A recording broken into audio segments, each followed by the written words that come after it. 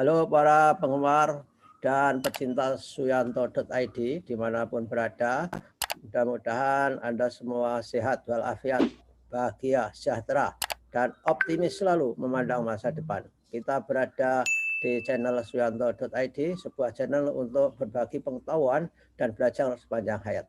Kali ini kita akan berdiskusi mengenai bagaimana program-program yang harusnya diberikan, diciptakan yang berpihak kepada orang miskin. Pro-poor program, bahasa kerennya. Nah, narasumber kita, tamu kita adalah Profesor Dr. Bambang Setiaji.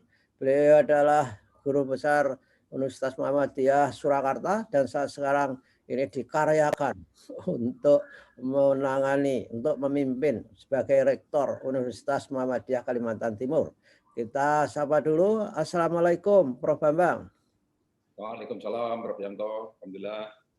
Ya, mudah-mudahan sehat. Ini, Prof. Jadi kita di masa pandemi ini kan banyak sekali orang tidak bekerja dan hidupnya susah akibat kehilangan pekerjaan. Dan tentu saja di masa pandemi ini orang miskin yang biasa miskin itu menjadi lebih miskin dan orang yang dulunya itu hampir miskin ini menjadi miskin. Sehingga saya yakin bahwa orang miskin di Indonesia itu sekarang bertambah berjuta-juta. Normalnya saja kan 25 juta saya kira orang yang miskin. Yang hampir miskin itu lebih banyak dan itu sangat rentan, sangat vulnerable terhadap perubahan-perubahan perubahan makroekonomi. Nah, Prof. Bambang, gimana kita misalkan sebagai kelompok atau sebagai orang yang bisa menolong mereka melalui sebuah program tertentu atau mengajak pemerintah dan sebagainya. Prof. Bambang.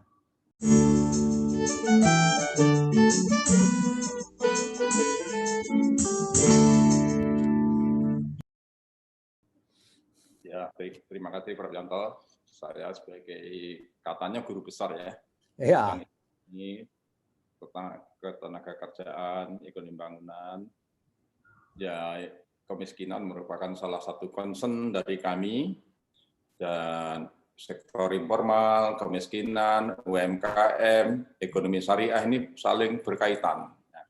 Jadi misalnya dalam masa pandemi ini tentu saja dimulai dari PHK, dimulai dari permintaan yang menurun. Bisnis-bisnis UMKM itu omsetnya tinggal 30%, Prof. Yanto. Jadi yang itu semalam dapat 200.000, tinggal untuk beli bahan baku dan untuk bertahan sudah susah. Banyak UMKM tenaganya juga oglangan. Misalnya ada pegawai 2 atau 3, masuk separuh, masuk 3 hari, supaya hanya bertahan hidup saja. Jadi ini dalam masa prihatin dan pemerintah sudah benar dengan membagi-bagi uang ya, prasejahtera, kemudian program. Intinya dengan membagi uang itu supaya masyarakat itu mempunyai daya beli ya. Dan daya beli itu akan beli kepada tetangganya. Cuma beberapa program yang mungkin kurang pas ya, seperti prakerja itu yang menikmati vendor-vendor yang sudah kaya. Kesma, tukang las sebelah, tukang jahit sebelahnya, jadi dia dapat, tukang jahit sebelahnya dapat. Di kampung itu ada dia kursus las, kursus kepada tetangganya, yaitu dibiayai negara. Prinsipnya adalah pada masa pandemi itu supaya semua orang punya uang untuk memancing industri supaya tumbuh, dan itu yang industri UMKM. Ya, karena kalau orang miskin diberi uang itu multiplier effect-nya besar karena marginal propensity to consume itu jauh lebih tinggi dibandingkan orang kaya. Orang kaya diberi uang nggak jadi dikonsumsi tapi ditaruh saja di map, Prof ya.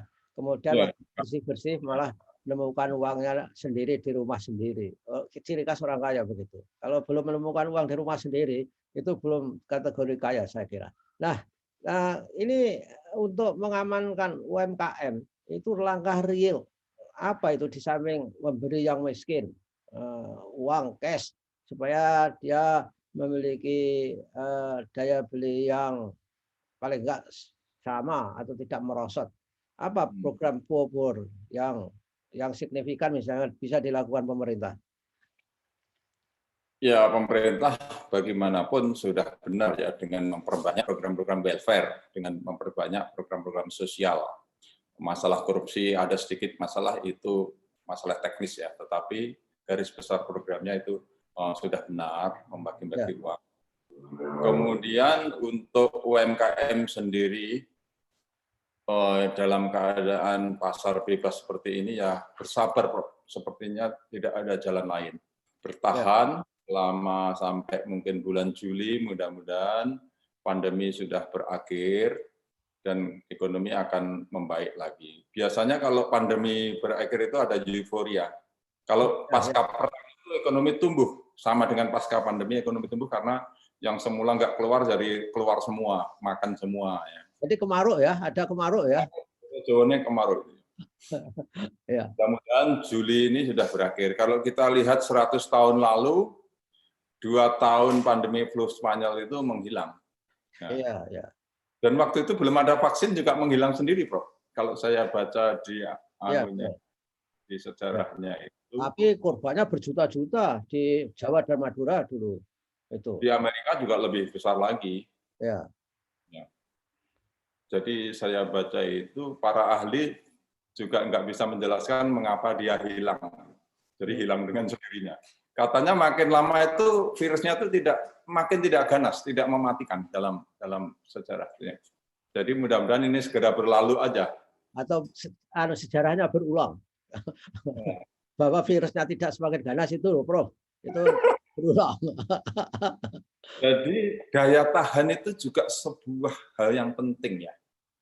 Jadi bertahan. Orang Indonesia ini kehebatannya itu adalah bisa bertahan dalam penderitaan. Ya.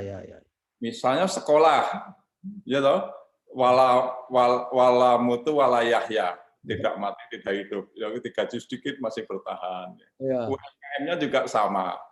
Ini masuk 3 hari atau 2 hari yang penting bisa makan, bertahan. Ya. Dan jadi bertahan ini juga harus diajarkan. Jangan ditutup, bertahan. Tapi kan UMKM kita itu mendapat tekanan dari mana-mana. Bahannya impor, kemudian misalnya tempe. Tempe itu bahannya impor. Impornya dolarnya naik. Itu kan terpukul juga itu, Prof. Gimana itu caranya dalam jangka panjang itu? Harus nanam delay nggak kita ini? Nah, itu juga masalah ya. Saya mengamati, saya kan sekarang di luar Jawa. Tanah-tanah yang terlantar yang dulu sampai itu back to pertanian lagi. Ternyata pangan itu harus diselamatkan. Ketahanan itu sangat penting misalnya dalam pandemi seperti ini, dalam masa perang, dalam masa konflik. Misalnya Vietnam, India nggak mau ekspor beras ke kita, kan kita kelimpungan kalau ada konflik di kawasan ini. Dan luar Jawa tanah masih luas, ya apa dicari yang cocok, apakah Kalimantan sebagian, Sulawesi sampai Papua. Papua di Merauke itu bagus sekali pertaniannya. Di Kalimantan saya kira bisa untuk pertanian, ada juga beberapa di Tenggarong itu yang bisa untuk bertani. Atau ya, kalau enggak ya Polowijo lah ya. Bisa saya coba di kampus sana tanami ketela bagus-bagus, enak rasanya. Tidak harus padi juga, kita terpola pada padi ini juga suatu hal. Ya, tapi masalahnya setelah ketelanya produktivitasnya tinggi, pasarnya nggak ada. Itu yang dihadapi oleh petani-petani kecil, orang-orang UMKM yang bergerak dalam bidang pertanian, Prof. Gimana ini? Ya, disitulah pemerintah harus mengkaitkan antara UMKM dan industri yang tinggi, misalnya mengolah ketela menjadi glukosa itu, gula yang bagus, gula yang cair itu. Kemudian mengolah, katanya bisa menjadi etanol juga, bahan bakar juga. Prinsipnya begini, saya lihat di Kalimantan tanah menganggur, SDM juga menganggur, ini aneh nih ya. Ini masalah manajemen. Masalah manajemen. Tanahnya menganggur, kok rakyatnya menganggur. Nek tanahnya menganggur, rakyatnya sudah kerja semua, itu bagus. Sama ini, Bro, yang saya kan lama itu. Monopoli, misalnya sebuah perusahaan memperoleh lisensi sampai 5 juta hektar. Itu kalau dipecah jadi 10, masing-masing setengah juta hektar sudah besar sekali. Itu Wah, direkturnya 1 jadi 10, wakil direkturnya 4 jadi 40, drivernya yang semula 50 jadi 500, iya, ya. yang sekretarisnya juga bisa berlipat ganda. Jadi monopoli tanah ini kan berbasis pemerintah juga. Ini harus dipikirkan supaya tidak terjadi monopoli yang seperti ini, karena monopoli itu ternyata menyebabkan pengangguran kalau begitu. Kalau dipecahkan, tenaga kerjaannya itu bisa 10 kali lipat. Direkturnya jadi 10, drivernya jadi 40-50. Nah, begitu. Ya, ya padahal sebetulnya yang saya lihat UMKM itu ketika dalam keadaan krisis itu justru menjadi jaring pengaman. Karena apa? Daya survive-nya UMKM itu tinggi sekali. Misalkan karena industri tempe itu nggak pernah berhenti. Kalau harganya naik, dia gampang sekali adjustment-nya. Harganya naik, dibikin sama juga bisa, tapi ukurannya dikecilkan. Kalau industri modern nggak bisa begitu, ya kan? Yang mana orang sendok, berarti 1 sendok, 1,5. Nah iya, itu bisa terjadi. Jadi, Prof, untuk propor ini di masa pandemi, ini kita harus ancang-ancang. Saya kira prediksi McKinsey itu luar biasa. Sektor apa yang menggeliat pasca pandemi? Antara lain adalah yang jelas adalah alat kesehatan, jasa kesehatan, pertanian, telekomunikasi. Nah, kita pilihannya yang paling tepat itu kan pertanian, Prof. Saya kira itu pemerintah harus sadar bahwa pertanian itu nanti pasca pandemi itu akan booming. Nah, maka kita harus siap-siap itu. Gimana itu UMKT? Siap-siap tidak? Semaju bangsa apapun, pangan dan pertanian itu masih tetap ada, kan orang makan kan. Malah makan kualitas saja, yang semula pupuknya begini mungkin menjadi organik. Sekarang pertanian organik dikirim ke bangsa Jepang, mahal-mahal mau kan mereka. Ya. Nah, jadi pertanian yang ditingkatkan menjadi lebih berkualitas. Ya. Jadi ke depan ini pertanian masih oke. Sekarang ini kan jurusan pertanian nggak laku, karena ini kan propor mengenai hal ini itu kan kurang ya. Jadi kalau saya ini ya, misalnya seperti dulu Bapak ingat BUDSI itu ya, tenaga sarjana masuk desa. Tahun 70-an. Ya, mungkin ada 10 orang sarjana pertanian membuat sebuah PT, dikasih lahan oleh negara, dipinjami alat berat untuk pembersihannya, untuk apa tuh, untuk membuka tanah. idenya itu, tanahnya itu supaya siap dipinjami begitu. Jadi bukan BUMN. Kalau BUMN itu begitu BUMN orang tuh enak-enakan, Prof. Lah BUMN biasanya rugi. Kalau ini bagi hasil saja. Nah, kamu tak pinjami tanah, tapi kamu kerja sendiri. Kalau ada untungnya kamu kembalikan ke pemerintah sekian. Kalau toh nggak mengembalikan, dia sudah menghasilkan pangan yang menyangga keamanan pangan. Jadi ini nggak ada ruginya. Setiap 10 mahasiswa alumni pertanian, kehutan, perkebunan dikasih misalnya berapa? 50 hektar atau berapa? Tanah kan ada. Ya, cuma perlu diinventarisasi tanah-tanah mana yang bisa dikerjasamakan. Tidak masuk akal kalau Indonesia itu impor pangan. Ya, betul. Ini beras jadi bicarakan sampai panas ini ya. Jadi aneh memang. Aneh. Termasuk garam. Iya.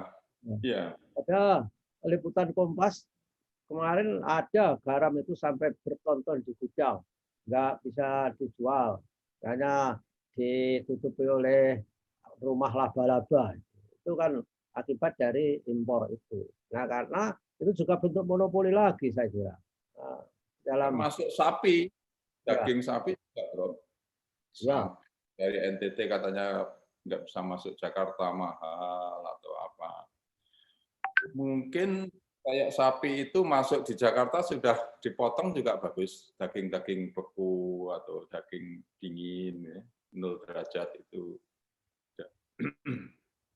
dibutuhkan dalam kapal dari Irian, apa dari Kalimantan. Masalah manajerial lah, masalah-masalah yang sebetulnya ini benar-benar masalah teknis yang manajerial dan visi juga sangat penting. Nah, visi atau saya kira pada tataran political will, saya kira. Karena nggak ada political will untuk memberdayakan pertanian. Jadi yang membangun industri itu nggak ada instruksi pertanian. Ya, adanya itu ya saudagar-saudagar yang mengimpor sehingga dia mengejar rente yang begitu tinggi dari impor. Karena ketika kita membuka industri dalam pertanian itu kan komitmennya harus tinggi, investasinya tinggi, dan orang tidak serta-merta bisa dapat uang. Ini saya kira. Betul nggak itu, Bro? Iya, yang kita sebut tanam paksa dalam masa kolonial itu yang digunakan untuk perkebunan itu hanya 10-20%. Sekarang ini, Bro, yang perkebunan dan itu 80%, yang pertanian 20% sudah terbalik. Nah, ini kan lebih ngeri dari zaman kolonial. Ya. Zaman kolonial komoditi perkebunannya itu hanya 20%. Sekarang perkebunan dan lain-lain itu 80%. Pangan itu tinggal 10-20% yang untuk pangan. Makanya kita impor.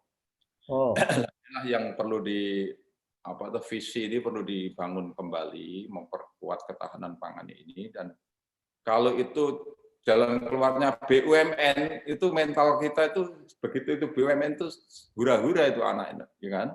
Didirikan BUMN pangan itu hura-hura. Lebih baik bagi hasil itu. Ini ada kaitannya dengan ekonomi syariah. Oke. Bagi hasil itu dulu aslinya itu tanah-tanah negara dengan petani, disebut syirkah atau mudharabah, itu tanah bukan bank. Ya. Sekarang kan itu dibawa ke perbankan. Jadi yang asli itu zaman dulu di kelurahan saya ada kok bengkok tanah desa dikerjakan oleh masyarakat bagi hasil, itu juga ada. Namanya itu loh yang merapat itu ya. Ya. Nah, itu bukan lagi itu ada budaya-budaya itu untuk masih relevan mengatasi masalah-masalah ini. Padahal kalau memang masa pandemi ini efeknya pengangguran banyak sekali, memberdayakan pertanian itu saya kira sangat strategis untuk program Pro Poor itu. Kan tentu sangat labor intensif, bisa dilakukan labor intensif dalam bidang pertanian itu. Tapi kalau di industri yang modern sudah nggak ada lagi, semua akan digantikan robot dan digantikan artificial intelligence yang itu selama-lama nggak menggunakan orang, Bro. Ini gimana ini? Kalau begitu. Saya amati misalnya begini, sektor informal yang lama-lama, misalnya wedangan model lama itu tergusur oleh kafe-kafe. Sekarang banyak orang kaya, rumahnya itu pinggir-pinggir jalan, dia ubah di Solo ini yang saya amati jadi kafe-kafe. Jadi anak-anak muda mendirikan kafe sehingga kaki lima lama yang milik orang-orang tua tergusur, Pak. Jadi ada waktu transformasi juga. Ya. Terkena disrupsi.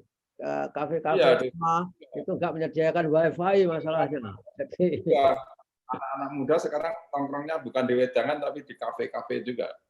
Ya walaupun sebenarnya isinya itu ya kafenya itu ya tidak modern amat, paling ya kopi, tape atau apa gitu kan, dan nasi kucing itu ada kan di kafe-kafe. Bagaimana kapital itu masuk rumah yang miliaran sekarang jual itu masuk ke sektor itu sehingga bisnis, tapi itu juga sebenarnya lebih sehat juga. Kaki lima yang kumuh pinggir jalan sekarang tersaing dengan itu berat juga. Cuma ini harus dipikirkan apa pekerjaan lanjutannya yang mereka itu harus diserap kemana. Ya bisa diserap dan anak-anaknya dari pegawai KPI itu, ya kan? Ya, tapi yang sudah terlanjur kehilangan pekerjaan, perusahaan sendiri juga pusing, lebih-lebih sektor pariwisata, hotel, jasa itu kan luar biasa. Ini bertahan sampai Juli aja belum tentu bisa. Nah ini kan harus diantisipasi. Antisipasinya saya kira harus membuka proyek-proyek yang labor intensif, tidak saja sekedar membagi-bagi cash kan, Prof. Itu cash itu kan dalam jangka pendek, jangka panjang kan nggak kuat juga kita memberi cash kepada orang-orang miskin. Gimana?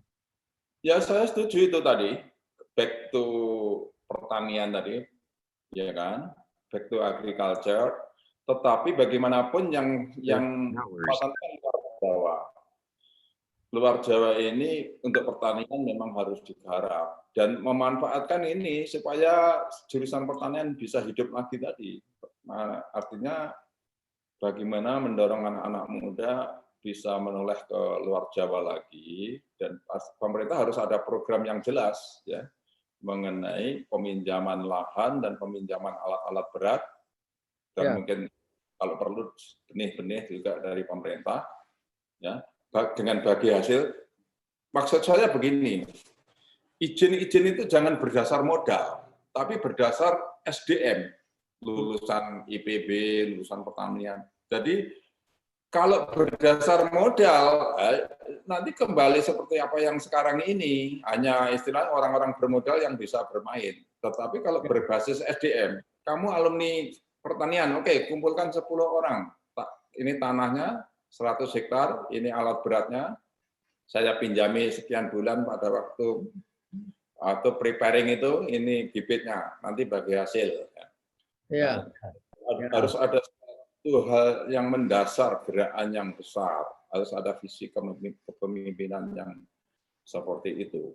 Mudah-mudahan rencana ibu kota ke Kalimantan itu disertai seperti itu ya. Pastilah itu secara alami itu banyak anak muda akan ke sana. Ya, tapi apa? Setuju saja itu untuk menggarap luar Jawa itu. Ya. Apa? Malah usulnya begini, Prof. Presidennya di Kalimantan, wakil presidennya di Papua, dikonek dengan internet Zoom seperti ini kan bisa rapat. Sehingga Papua itu isu-isu merdeka juga akan menghilang. Beberapa kementerian taruh di Papua. Sekarang rapat kan mudah dengan internet. Ya. Sehingga ada belanja yang banyak dari departemen ke orang-orang sekitar. Orang Papua menjadi pusat nggak akan memisahkan diri. Wong sudah jadi pusat, kalau jadi ekor itu baru memisahkan diri. Jadi harus ada satu visi-visi modern, penyatuan ke depan berbasis internet ini juga penting ini. Ya, ya. Wah, berarti harus itu. Harus punya banyak ibu kota itu. Ibu kota utama, ibu kota anak, ibu kota. Ini kantor presiden di Kalimantan, kantor wakil presiden di Papua, plus 3 departemen saja. Sudah ramai itu Papua.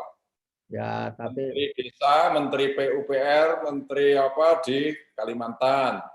Perbankan BI biar tetap di Jakarta, OJK biar tetap di Jakarta, kantor presiden di Kalimantan, wakil presiden di Papua. Wah, Indonesia Connect itu. Judul Indonesia Connect. Connecting country. Internet ini dengan Zoom. Zoom. Ya, tapi tenanan loh ini, Prof. Ya, mudah-mudahan bisa terjadi. Bisa terjadi, itu kan masuk akal juga, ya kan, untuk memeratakan pembelian negara kepada sektor-sektor ekonomi sampai di pelosok-pelosok desa. Ya, caranya ya dibagi secara fisik, biar kantornya dipecah-pecah. Dengan internet ini memungkinkan. Ya, mungkin ya. Ini rapat diskusi seperti ini jaraknya Solo Jogja kan sama saja. Saya di Kalimantan juga sama saja. Biaya hampir sama. Kan tinggal beli satu satelit aja untuk itu. Dan satelit sekarang ini lebih murah. Dan satelit ternyata sekarang tidak harus di luar orbit. Rendah-rendah aja bisa sekarang. BRI sudah punya. Nebeng BRI aja sementara kalau biaya besar. BRI sudah punya itu. Ya, sudah lama BRI. Dan memang untuk menjangkau daerah-daerah yang terpencil-pencil itu kalau nggak pakai satelit nggak bisa. Toh membangun backbone itu sulit karena medannya sulit. Satelit adalah solusinya untuk masa depan. Nah, kira-kira orang yang menderita itu, Prof, nanti bisa di recovery tidak ya secara ekonomi ketika pandeminya itu selesai? Gimana kira-kira? Saya yakin karena mereka itu tidak perlu kita gurui, mereka itu tahu kok jalan-jalan hidup. Kita ini misalnya dia pergi ke pasar ini dijual di sini tuh mereka tuh sudah tahu. Cuma ya memang apa itu secara struktural mungkin kebijakan yang seperti tadi pembagian tanah yang 1,5 juta itu pemerintah bisa dipecah-pecah supaya dikasih kesempatan para sarjana pertanian diberi itu struktural ya. Tapi kalau yang masyarakat itu ya cuma ya bagaimanapun orang miskin ya skalanya tuh itu saja. Itu memang harus ada. Cuma ini Prof, dengan pendidikan anak-anaknya itu kan bisa memperbaiki. Misalnya sebuah warung kecil mengirim anaknya ke universitas, pulang kan cari kerjaan susah tuh Prof. Ya. Dia pikir-pikir, wah warung saya ini harus saya perbaiki kan. Tentu saja mungkin warungnya ayahnya atau produksi ayahnya kerajinan apa tentu dia perbaiki. Jadi pendidikan ini bagaimanapun mempunyai poin yang sangat penting dalam memperbaiki. Ya, pastilah. Produksi Revolusi Industri 4.0 ini pendidikan memang sangat penting. Hanya masalahnya kan orang miskin itu tidak semuanya bisa akses pada pendidikan. Ini dilemanya. Sehingga pemerintah punya KIP segala macam itu penting, tapi belum menjangkau semuanya. Saya kira itu perlu melibatkan para perusahaan besar dengan menggunakan CSR-nya sebetulnya, Bro. Itu. Ya. Kalau saya kok begini, yang diberi kesempatan untuk usaha itu memang kelompok menengah. Satu, mereka tuh punya ide, punya pengetahuan, mungkin punya misalnya pengetahuan mengenai bahan kesehatan yang tidak berbahaya. Yang miskin tadi, anak-anaknya suruh kerja kepada kelompok menengah ini. Ya. Kalau pertolongan tuh langsung kepada yang paling miskin, Prof. Ide nggak ada. Namanya orang miskin sudah bunek ya. Ide nggak. Yang paling mahal itu kan ide. Ide itu. Kelompok menengah, anak-anak guru yang disipalkan di universitas, dia pulang sarjana-sarjana, inilah harapan kita. Dan inilah istilahnya itu yang mempunyai harapan ke depan, yang sudah investasi SDM. Jadi pertolongan itu jangan kepada yang paling bawah, tapi kelompok menengah ini. Misalnya memberi modal itu jangan yang paling bawah. Misalnya kita kasih bebek, ya dibeleh aja. Karena lapar sekali. Ya. Tapi kalau yang kelompok menengah ini bertahan masih bisa, dia punya ide, dialah yang akan menolong yang paling bawah. Jadi begitu menurut Tapi ide itu kan sudah lama diharapkan, Bro. Dulu kan zaman dulu 20 tahun lalu, 15 tahun lalu untuk membuat pemerataan, kita mengandalkan trickle down effect. Itu ternyata nggak terjadi trickle down effect itu. Harapannya orang kaya merembeskan ke bawah secara ekonomi. Tapi orang kaya malah membawa lari uangnya ke luar negeri misalnya. Nggak jadi rembes.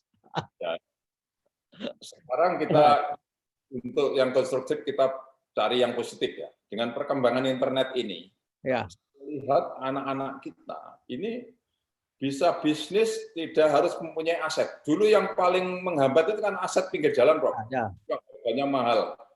Uang buka toko itu dia terhambat di situ. Sekarang dengan online, bisnis online, itu terjadi perubahan besar-besaran.